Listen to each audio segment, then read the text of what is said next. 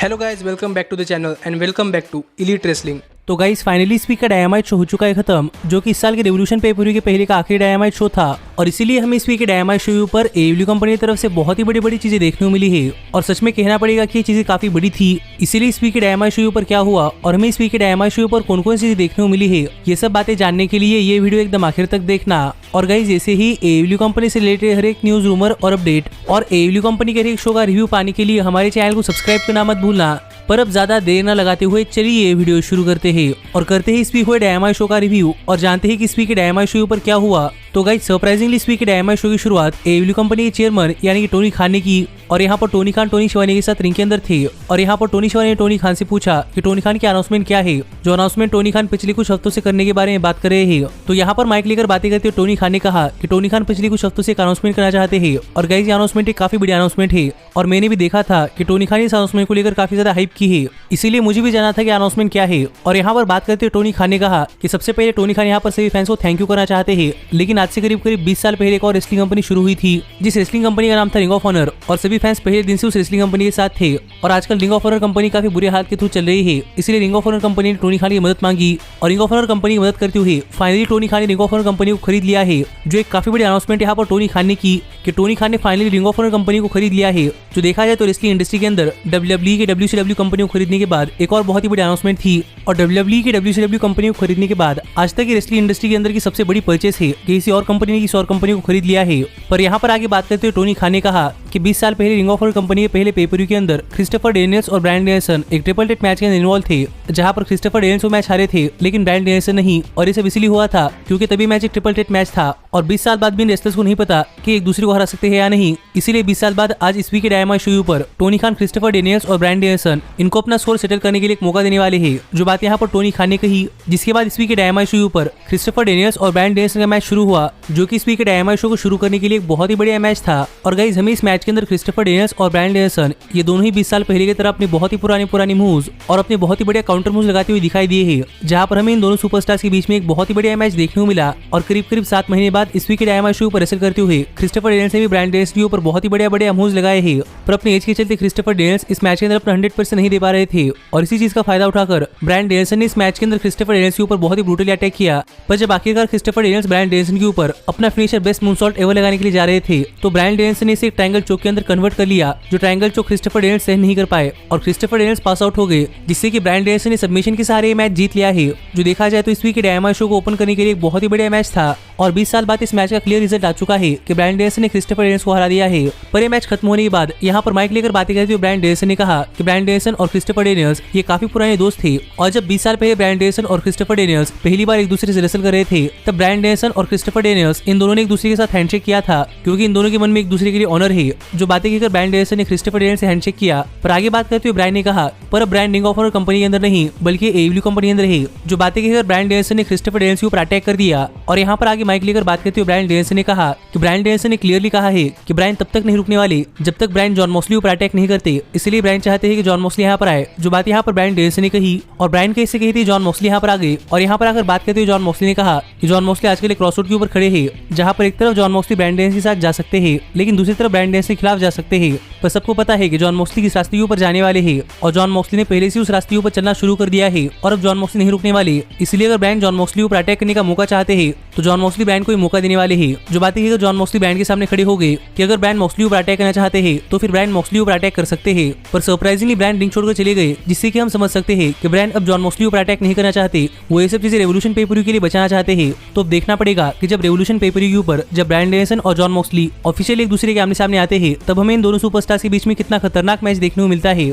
पर इसके बाद हमें डायनामाइट शो पर स्टिंग और डार्बी एलिन का एक बेस्ट सेगमेंट देखने को मिला, जहां पर बात करते हुए स्टिंग और डार्बी एलिन कह रहे थे कि स्टिंग और डार्बी एलिन इन दोनों ने आज तक किसी के साथ टीम अप नहीं किया, लेकिन अब फाइनली स्टिंग, डार्बी एलिन और सैमी गेवेरा ये तीनों एक साथ आने वाले हैं और ये तीनों होप करते हैं कि ये तीनों एक बहुत ही बढ़िया टैग टीम बन सकते हैं, जो कि अंद्रादे, मैट हार्डी और आइजैक एस्टी को हरा पाएंगे। जिसके बाद हमें इस वीक के डायनामाइट शो पर casino tag team royal match देखने को मिला, जिस मैच की शुरुआत एफटीआर ने की और एफटीआर के अगेंस्ट इस मैच की शुरुआत में कोई और नहीं बल्कि इंजरी से रिटर्निंग टीम टॉप फ्लाइट थी। जो कौन है अगर आपको नहीं पता तो गाइज मैं आपको बताना चाहूंगा कि डांटे मार्टिन और उनके भाई है, जो कि पिछले एक साल से इंजर्ड चल रहे थे। पर फाइनली डांटे मार्टिन के भाई डेरिस मार्टिन इस वीक के डायनामाइट शो पर आ चुके हैं और हमें एक साल बाद टॉप फ्लाइट इस वीक के डायनामाइट शो पर कैसीनो टैग रॉयल मैच के अंदर एक्शन के अंदर देखने को मिली है। और अगर यहाँ पर हम बात करें इस मैच की तो गाइज जैसे ही मैच शुरू हुआ वैसे इस मैच के अंदर हमें टॉप फ्लाइट और FTR इन दोनों की तरफ से बहुत ही बड़े बड़े मूव्स देखने को मिले हैं। और यहाँ पर देखने में ऐसा लग ही नहीं रहा था कि डैरियस मार्टिन एक साल बाद यहाँ पर रिसल कर रहे हैं। पर जिसे किसी नहीं पता कि किसी टैग रॉयल मैच कैसा है, उन्हें मैं बताना चाहूंगा कि ये AEW कंपनी का tag team royal rumble match है, जिससे कि आपको आइडिया आ चुका होगा कि ये मैच कैसा है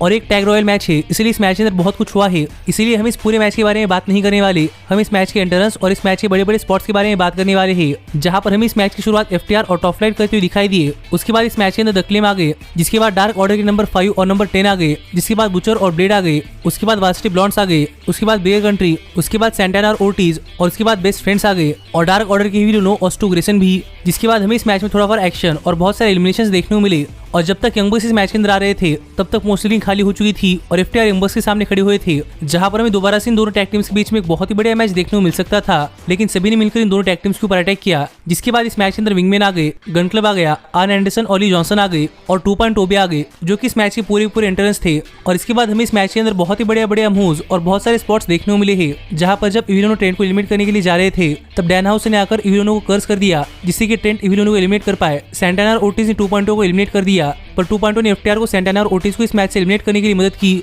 और फाइनली इस मैच के आखिर में सिर्फ 3 ही टैग टीम बची हुई थी, जो कि थे यंग बक्स, टॉप फ्लाइट और FTR। और सरप्राइजिंगली इस मैच के आखिर में टॉप फ्लाइट अकेले ही यंग बक्स और FTR के ऊपर अटैक कर रही थी। और यहाँ पर डांटे मार्टिन ने FTR के कैश विजर को एलिमिनेट कर दिया, पर सरप्राइजिंगली डांटे मार्टिन खुद भी एलिमिनेट हो गए। और जब निक जैक्सन डैक्स आउट को एलिमिनेट कर रहे थे, तब रिंग के बाहर से रेड ड्रैगन ने आकर यंग बक्स की मदद की, क्योंकि रेड ड्रैगन की वजह से यंग बक्स पहला मैच हारे थे। इसलिए रेड ड्रैगन यहाँ पर यंग बक्स की मैच जीतने के लिए मदद कर रही थी, जिससे कि उनकी दोस्ती सलामत रहे। जिससे कि इस मैच के आखिर में यंग बक्स और डैरियस मार्टिन बचे हुए थे, जहां पर यंग बक्स बहुत ही बढ़िया टैग टीम है और डैरियस मार्टिन अपना रिटर्न कर रहे थे, पर फिर भी अकेले डैरियस मार्टिन ने यंग बक्स के ऊपर अटैक किया। और डैरियस मार्टिन निक जैक्सन को इस मैच से एलिमिनेट करने काफी करीब पहुंच चुके थे, पर ब्रैंडन कटलर ने निक जैक्सन की मदद की, जहां पर यंग बक्स डैरियस मार्टिन के ऊपर अपना फिनिशर लगाने के लिए गए, लेकिन डैरियस मार्टिन ने मैट जैक्सन को निक जैक्सन के ऊपर ढकेल दिया, जिससे कि निक जैक्सन इस मैच से एलिमिनेट हो गए। और डैरियस मार्टिन के इस मैच को जीतने के चांसेस काफी बढ़ चुके थे। और जब फाइनली इस मैच के आखिर में डैरियस मार्टिन और मैट जैक्सन एप्रन के ऊपर थे, तब डैरियस मार्टिन मैट जैक्सन को एलिमिनेट करने ही वाले थे, पर मैट जैक्सन ने डैरियस मार्टिन के ऊपर क्लो ब्लो लगाया और यहाँ पर डैरियस मार्टिन के ऊपर सुपर किक लगाकर मैट जैक्सन ने डैरियस मार्टिन को इस मैच से एलिमिनेट कर दिया, जिससे कि यंग बक्स से मैच जीत गए।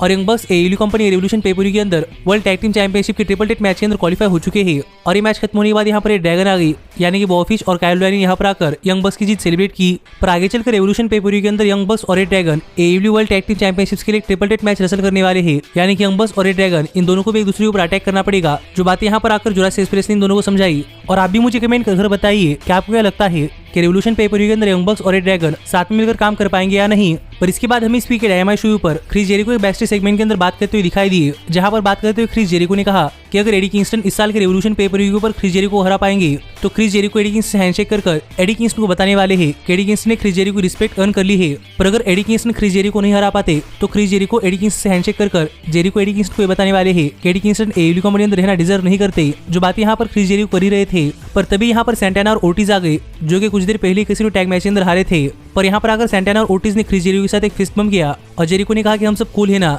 जिस पर आगे अगर सैंटाना और ओर्टिज यहाँ चले गए तो देखना पड़ेगा कि इसका मतलब क्या है, क्या सैंटाना और ओर्टिज क्रिस जेरिको के साथ है या फिर एडी किंगस्टन के साथ। लेकिन इसके बाद हम इस वीक के डायनामाइट शो पर सीएम पंक आकर एक बहुत ही बड़ा प्रोमो कट करते हुए दिखाई दिए। और यहाँ पर आकर बात करते हुए सीएम पंक ने कहा, जब से सीएम पंक ने रेसलिंग इंडस्ट्री के अंदर अपना कदम रखा है, तब से सीएम पंक हर सुबह उठकर आईने में अपना चेहरा देखकर खुद से ही पूछते हैं कि क्या सीएम पंक बैड गाय है, क्योंकि सीएम पंक वही करते हैं जो कि सीएम पंक को सही लगता है। और यही सेम चीज MJF के साथ भी है कि MJF वही करते हैं जो कि MJF को सही लगता है। और जहां तक बात है MJF की, तो लास्ट वीक MJF ने सीएम पंक को जो कुछ बताया है, वो सब चीजें सीएम पंक यकीन करते हैं। जो बात यहाँ पर सीएम पंक ने कही, लेकिन यहाँ पर आगे बात करते हुए सीएम पंक ने कहा कि कोई भी आदमी अपनी स्टोरी का विलन खुद नहीं बनना चाहता, इसलिए हर एक आदमी अपने स्टोरी का विलन किसी और को बनाता है। और वैसा ही सीएम पंक ने किया है कि सीएम पंक ने अपनी स्टोरी का विलन MJF को बनाया है और MJF ने अपनी स्टोरी का विलन सीएम पंक को बनाया है। पर यहाँ पर सीएम पंक MJF से कुछ कहना चाहते हैं। जो बातें ये सीएम पंक ने MJF को यहाँ पर बुला लिया और MJF यहाँ पर आ गए। और लास्ट वीक की तरह इस वीक भी MJF यहाँ पर काफी नाराज थे। पर यहाँ पर MJF से बातें करते हुए सीएम पंक ने कहा कि सीएम पंक ने अपने करियर के अंदर बहुत सारी गलत चीजें की है, पर सीएम पंक की नजरों में सीएम पंक खुद एक हीरो है। और इसीलिए सीएम पंक ने MJF को यहाँ पर इसलिए बुलाया है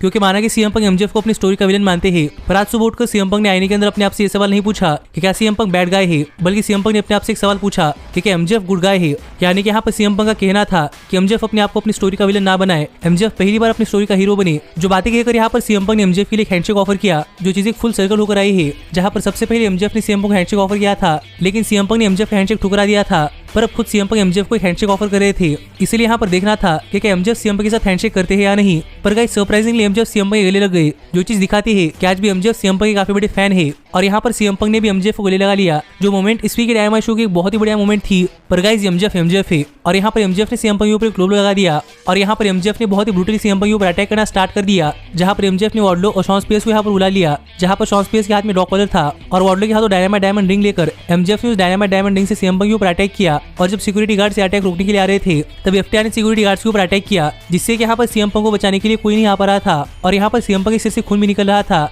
पर यहाँ पर माइक लेकर बातें करते हुए एमजेफ ने कहा कि डेविल ने पूरी दुनिया के साथ एक काफी बड़ी ट्रिक खेली है कि पूरी दुनिया को ये दिखाया है कि डेविल एग्जिस्ट नहीं करता, पर अब एमजेफ सीएम पंक को दिखाने वाले हैं कि एमजेफ ही खुद डेविल है। जो बात यहाँ पर एमजेफ ने कही, जिसके बाद शॉन स्पियर्स ने सीएम पंक को चोक कर दिया। पर किस तरीके से डार्बी अलिन, सैमी गेवेरा और स्टिंग यहाँ पर सीएम पंक को बचाने के लिए आ गए, जिसे देखकर एमजेफ और पिनिकल यहाँ से भाग गई। तो सेगमेंट मेरे हिसाब से इस वीक के डायनामाइट शो पर एक बहुत ही बड़ा सेगमेंट था कि किस तरीके से एमजेफ और सीएम पंक पहले एक दूसरे के साथ आ गए, लेकिन एमजेफ सीएम पंक के ऊपर टर्न हो गए और इसी वजह से ये सेगमेंट मेरे लिए इस वीक के डायनामाइट शो का एक बहुत ही बड़ा सेगमेंट था। और आप भी मुझे कमेंट कर बताइए कि आपका इस सेगमेंट के ऊपर क्या कहना है। पर इसके बाद हमें एडब्ल्यू कंपनी के बैकस्टेज में टोनी शिवानी कीथ ली का इंटरव्यू लेते हुए दिखाई दिए, जहां पर फिर एक बार रिकी स्टार्स ने आकर कीथ ली को इंटरप्ट किया, जो देखकर कीथ ली ने रिकी स्टार्स से कहा कि अगर रिकी स्टार्स दोबारा से कीथ ली को इंटरप्ट करते हैं तो फिर कीथ ली रिकी स्टार्स को नहीं छोड़ने वाली। पर यहाँ पर बात करते हुए रिकी स्टार्स ने कहा कि रिकी स्टार्स यहाँ पर कीथ ली को सिर्फ ये बताने के लिए आए हैं कि रैम्पेज रिकी स्टार्स का है और कीथ ली रैम्पेज शो पर ना आए, जो बात है कि रिकी स्टार्स यहाँ चले गए। पर यहाँ पर बात करते हुए कीथ ली ने कहा कि कीथ ली रैम्पेज शो पर आने वाले हैं और रिकी स्टार्स जो चाहे वो कर सकते हैं। तो अब देखना पड़ेगा कि इस वीक के रैम्पेज शो पर क्या होता है और क्या हमें इस वीक के डायनामाइट शो पर कीथ ली और रिकी स्टार्स एक दूसरे के आमने सामने आते हुए दिखाई देते हैं या नहीं। पर इसके बाद हमें इस वीक के डायनामाइट शो पर थंडर रोजा और मर्सेडीज मार्टिनेज मिलकर डॉक्टर ब्रिट बेकर और जिमी हेटर को फेस करती हुई दिखाई दी। जो मैच ब्रिट बेकर और थंडर रोजा के रेवोल्यूशन पेपरी के मैच के पहले इस वीक के डायनामाइट शो पर एक बहुत ही बढ़िया मैच था, जहां पर मैच शुरू होने से पहले थंडर रोजा और मर्सेडीज मार्टिनेज और ब्रिट बेकर और जिमी हेटर ने एक दूसरे के ऊपर अटैक करना स्टार्ट कर दिया, जिसके बाद ये मैच ऑफिशियली स्टार्ट हुआ। और अगर यहाँ पर हम बात करें इस मैच की तो गाइज ये मैच भी इस वीक के डायनामाइट शो पर एक ठीक ठाक मैच था, जहां पर हमें एडब्ल्यू कंपनी विमेंस डिवीजन से बहुत ही बड़े मूव्स देखने को मिले हैं। पर ब्रिट बेकर और थंडर रोजा इस मैच के अंदर काफी एग्जॉस्ट हो चुकी थी और इसीलिए जब इस मैच के आखिर में दोनों सुपरस्टार्स एक दूसरे के आमने सामने आ गए तब इन दोनों के बीच में इतनी ताकत नहीं थी कि ये दोनों एक दूसरे के ऊपर अटैक कर पाए। और इसी का फायदा उठाकर थंडर रोजा ने ब्रिट बेकर के ऊपर अपना फिनिशर लगा दिया और ब्रिट बेकर को पिन कर दिया। पर जिमी हेटर ने मैच सेव कर लिया, जो देखकर मर्सेडीज मार्टिनेज ने जिमी हेटर को रिंग के बाहर ले गई और थंडर रोजा ने दोबारा से ब्रिट बेकर के ऊपर अपना फिनिशर लगाकर ब्रिट बेकर को पिन कर थंडर रोजा ने मैच जीत लिया है। जो देखा जाए तो इस वीक के डायनामाइट शो पर एक ठीक ठाक मैच था, लेकिन अब देखना पड़ेगा कि जब इस साल के रेवोल्यूशन पेपर व्यू पर थंडर रोजा और ब्रिट बेकर एक दूसरे के आमने सामने आती है तो हमें इन दोनों सुपरस्टार्स के बीच में कितना बढ़िया मैच देखने को मिलता है। पर इसके बाद हमें सैमी गेवेरा का एक क्यू कार्ड सेगमेंट देखने को मिला, जहां पर बात करते हुए सैमी गेवेरा ने कहा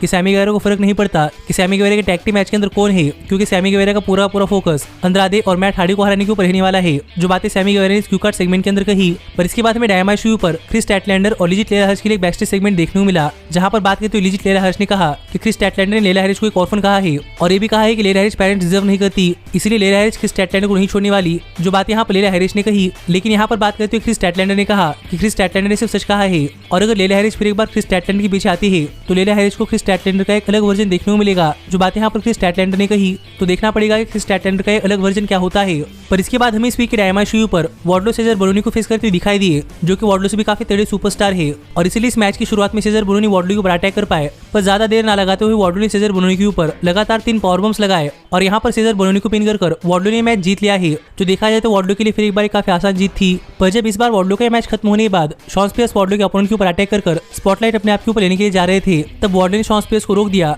जो देखकर शॉन स्पियर्स काफी गुस्सा थे, लेकिन जब वार्डलो शॉन स्पियर्स के सामने खड़े हो गए तो शॉन स्पियर्स डर कर पीछे हट गए, जिससे कि हम समझ सकते हैं कि वार्डलो अपने आप के लिए स्टैंड कर रहे हैं। तो इसीलिए अब देखना पड़ेगा कि वार्डलो के साथ आगे क्या क्या होता है और क्या वार्डलो सिंगल्स करियर के अंदर शाइन कर पाते हैं या नहीं। पर इसके बाद हमें हाउस ऑफ ब्लैक यानी कि मैलिका ब्लैक, बडी मैथ्यूज और ग्लोरी किंग का एक बैकस्टेज सेगमेंट देखने को मिला, जहां पर बात करते हुए मैलिका ब्लैक ने कहा कि हाउस ऑफ ब्लैक का नया मेंबर हाउस ऑफ ब्लैक के अंदर आ चुका है और हाउस ऑफ ब्लैक और भी ज्यादा स्ट्रॉन्गर हो चुकी है, यानी कि हाउस ऑफ ब्लैक को कोई नहीं हरा सकता। जो बात यहाँ पर मैलिका ब्लैक ने सेगमेंट के अंदर कही, तो देखना पड़ेगा कि आगे हाउस ऑफ ब्लैक के साथ क्या होता है। लेकिन इसके बाद हमें इस वीक के डायनामाइट शो पर टोनी शिवानी बैकस्टेज में शॉन स्पियर्स और वार्डलो का इंटरव्यू लेते हुए दिखाई दिए। पर यहाँ पर बात करते हुए शॉन स्पियर्स ने कहा कि शॉन स्पियर्स वार्डलो कुछ कहना चाहते हैं कि एमजेफ के पास वार्डलो के लिए एक मैसेज है। जो बातें कहकर यहाँ पर शॉन स्पियर्स ने एमजेफ को बुला लिया और यहाँ पर बात करते हुए एमजेफ ने कहा कि अगर वार्डलो शॉन स्पियर्स की बातें मानते हैं तो एमजेफ वार्डलो को टीएनटी चैंपियनशिप जीतने के बाद टीएनटी चैंपियनशिप खुद ही रखने की इजाजत देने वाले हैं, क्योंकि पहले एमजेफ ने कहा था कि अगर वार्डलो टीएनटी चैंपियन बन जाएंगे तो वार्डलो को टीएनटी चैंपियनशिप एमजेफ को हैंडओवर करनी पड़ेगी। पर अब एमजेफ वार्डलो को टीएनटी चैंपियनशिप रखने देने वाले हैं, सिर्फ वार्डलो को शॉन स्पियर्स का मानना पड़ेगा, क्योंकि एमजेफ को पता है कि वार्डलो कभी टीएनटी चैंपियनशिप नहीं जीतने वाले। जो बातें कहकर एमजेफ यहाँ चले गए, लेकिन यहाँ पर गुस्से में में वार्डलो ने कहा तो वार्डलो अपना मैच कैसे जीतेंगे जब वार्डलो हर बार ये देख रहे हैं कि एमजेएफ अपना मैच ना हारे। जो बातें सुनकर एमजेएफ वापस यहाँ पर आ गए और यहाँ पर आकर एमजेएफ ने वार्डलो को स्लैप कर दिया और एमजेएफ ने गुस्से में वार्डलो से कहा कि वार्डलो को नहीं भूलना चाहिए कि वार्डलो एमजेएफ के लिए काम करते हैं, एडब्ल्यू कंपनी के लिए नहीं। जो बातें कहकर एमजेएफ यहाँ चले गए, इसीलिए मुझे लग रहा है कि हमें काफी जल्दी एमजेएफ और वार्डलो इनके बीच में एक दरार पड़ती हुई दिखाई देने वाली है। पर इस सब के बाद फाइनली यहाँ पर टाइम हो चुका था इस वीक के डायनामाइट शो के मेन इवेंट का, जहां पर हमें एडम कोल, काइल ओ'रिली और बॉबी फिश मिलकर एडम पेज, जॉन सिल्वर और एलेक्स रेनॉल्ड्स को फेस करते हुए दिखाई दिए। और अगर यहाँ पर हम बात करें इस मैच की तो गाइस ये मैच इस वीक के डायनामाइट शो के मेन इवेंट के अंदर एक बहुत ही बढ़िया मैच था और मैंने आपसे कहा है कि हमें एडब्ल्यू कंपनी के डायनामाइट शो पर एक ना एक पेपर लेवल का मैच देखने को मिलता है। और इस वीक के डायनामाइट शो का पेपर लेवल का मैच ये था जहां पर हमें इस मैच के अंदर बहुत ही बढ़िया मूव्स और बहुत ही बढ़िया स्पॉट्स भी देखने को मिले हैं। पर इस सब के बावजूद जब फाइनली इस मैच के आखिर में जब एडम कोल और एडम पेज एक दूसरे के आमने सामने आ गए, तब हमें इस मैच के अंदर एडम कोल और एडम पेज इन दोनों की तरफ से बहुत ही बढ़िया मूव्स देखने को मिले हैं। पर फाइनली इस मैच के आखिर में एडम कोल ने एडम पेज को रिंग के बाहर ढकेल दिया और इनके अंदर एलेक्स रेनॉल्ड्स के ऊपर अपना फिनिशर लगाकर एलेक्स रेनॉल्ड्स को पिन कर एडम कोल ने मैच जीत लिया है।